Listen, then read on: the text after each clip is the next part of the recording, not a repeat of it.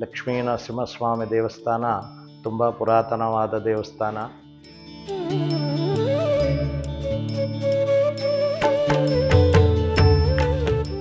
ಆ ಗರುಡ ದೇವರಿಗೂ ಪ್ರದಕ್ಷಿಣೆ ಮಾಡಿದಾಗ ನಮ್ಮ ಕೆಲಸ ಕಾರ್ಯಗಳಲ್ಲಿ ಯಾವುದೇ ಅಡಚಣೆಗಳಿದ್ದರೆ ಕೂಡ ಆ ಕೆಲಸವೆಲ್ಲ ನೆರವೇರುತ್ತೆ.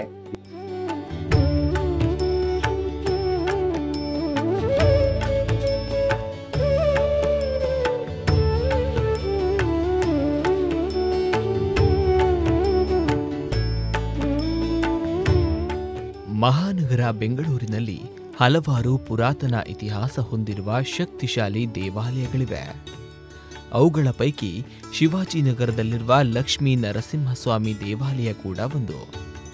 ಸುಮಾರು 250 ವರ್ಷಗಳ ಇತಿಹಾಸವನ್ನ ಹೊಂದಿರುವ ದೇವಾಲಯ ಇದಾಗಿದ್ದು, ಇಲ್ಲಿ ಭಕ್ತರು ತುಪ್ಪದ ದೀಪ ಹಚ್ಚಿ ಸೇವೆ ಮಾಡಿದರೆ ಬೇಡಿದ ವರವನ್ನ ದೇವರು ನೀಡುತ್ತಾರೆ ಎಂಬ ನಂಬಿಕೆ ಇದ್ದು, ಇಂತಹ ಶಕ್ತಿಶಾಲಿ ದೇವಾಲಯದ ಪರಿಚಯ ಇಂದಿನ ಸಂಚಿಕೆಯಲ್ಲಿ.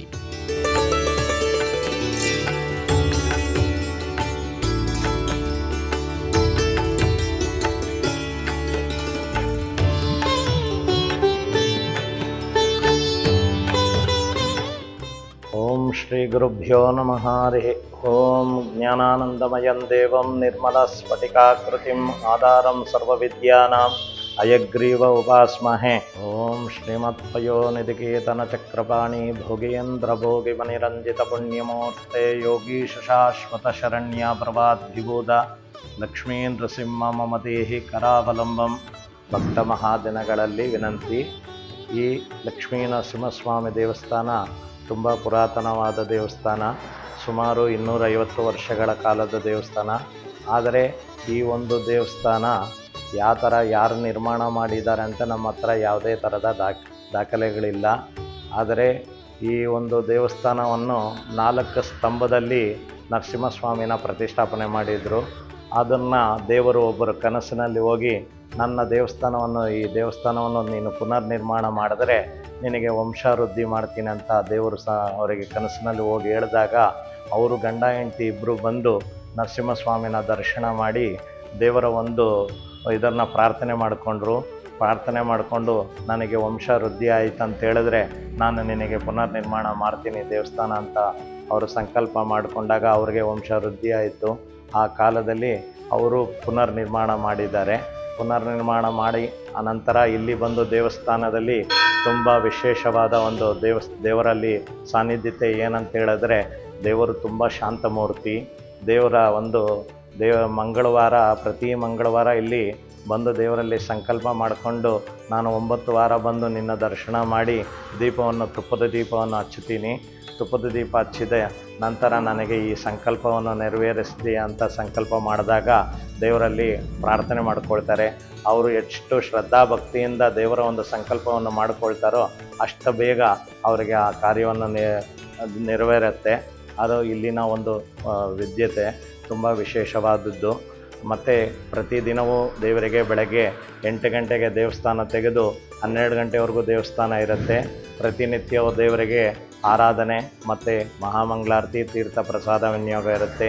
ಇಲ್ಲಿ ದೇವಸ್ಥಾನದಲ್ಲಿ ಪ್ರಧಾನವಾಗಿ ಲಕ್ಷ್ಮೀ ನರಸಿಂಹ ಮತ್ತು ಆ ಇಷ್ಟ ದೇವತೆಗಳು ಬಂದು ಮಹಾಲಕ್ಷ್ಮಿ, ಆಂಜನೇಯ ಸ್ವಾಮಿ ಮತ್ತು ಗೋದಾ ಮಹಾಲಕ್ಷ್ಮಿ, ರಾಮಾನುಜಾಚಾರ್ಯರು ಮತ್ತು ಸರ್ಪದೇವತೆ. ಆಮೇಲೆ ಎಲ್ಲ ದೇವಸ್ಥಾನದಲ್ಲೂ ಗರುಡ ದೇವರ ಮುಂಭಾಗದಲ್ಲಿರುತ್ತೆ. ಆದರೆ ಈ ದೇವಸ್ಥಾನದ ವಿಶೇಷತೆ ಏನಂತ ಹೇಳಿದ್ರೆ, ದೇವರ ಪ್ರದಕ್ಷಿಣೆಯಲ್ಲಿ ಗರುಡ ದೇವರ ಇದ್ದಾರೆ. ಆ ಗರುಡ ದೇವರಲ್ಲಿ ನಾವು ನರಸಿಂಹಸ್ವಾಮಿನ ಪ್ರದಕ್ಷಿಣೆ ಮಾಡಿದಾಗ, ಆ ಗರುಡ ದೇವರಿಗೂ ಪ್ರದಕ್ಷಿಣೆ ಮಾಡಿದಾಗ ನಮ್ಮ ಕೆಲಸ ಕಾರ್ಯಗಳಲ್ಲಿ ಯಾವುದೇ ಅಡಚಣೆಗಳಿದ್ದರೆ ಕೂಡ ಆ ಕೆಲಸವೆಲ್ಲ ನೆರವೇರುತ್ತೆ. ಇಲ್ಲಿನ ವಿಶೇಷ ತುಂಬ ವಿಶೇಷವಾದದ್ದು.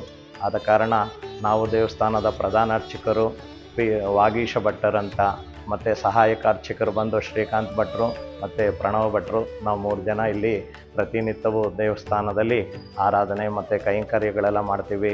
ಮತ್ತು ವಿಶೇಷವೇನಂತ ಹೇಳಿದ್ರೆ, ಪ್ರತಿ ತಿಂಗಳು ದೇವರ ಜನ್ಮ ನಕ್ಷತ್ರ ಸ್ವಾತಿ ನಕ್ಷತ್ರ ದಿವಸ ದೇವರಿಗೆ ವಿಶೇಷವಾದ ಅಲಂಕಾರ, ಅಭಿಷೇಕ ಮತ್ತು ಭೋಗ ಯೋಗ ಲಕ್ಷ್ಮೀ ನರಸಿಂಹಸ್ವಾಮಿಗೆ ಉಯ್ಯಾಲೋತ್ಸವ ಇದೆಲ್ಲ ಪ್ರತಿ ತಿಂಗಳು ನಡೆಯುತ್ತೆ.